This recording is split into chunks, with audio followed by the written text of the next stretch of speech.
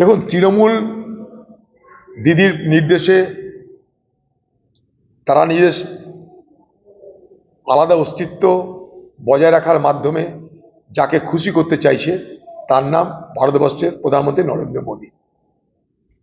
লক্ষ্য করে দেখবেন, আক্রমণের লক্ষ্যবিন্দু রাহুল গান্ধী এবং কংগ্রেস।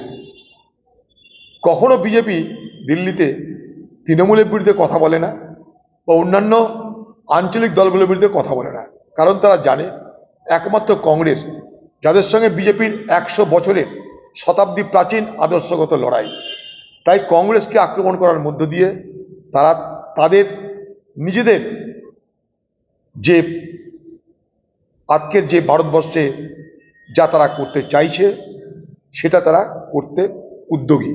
সেখানটাই ইন্ডিয়া ব্লকের পাশ থেকে তৃণমূল নেতৃত্বের মধ্যে এসব শরিক দলকে সরিয়ে দিলে মোদির রাস্তা সাফ হবে।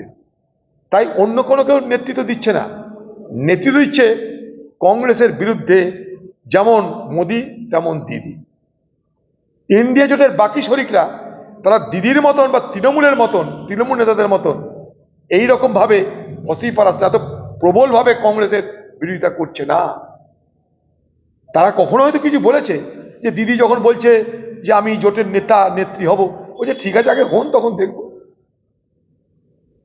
এখন কানা ছেলের নাম পদ্মলোচন যদি রেখে দিই আমি, কিছু তো কারো করার নাই। এখন তৃণমূলের অবস্থা যে সেরকম, কানা ছেলের নাম পদ্মলোচন রাখতে হবে। আগে ছিল রাষ্ট্রীয় দল, জাতীয় দল, এখন হয়ে গেছে আঞ্চলিক দল।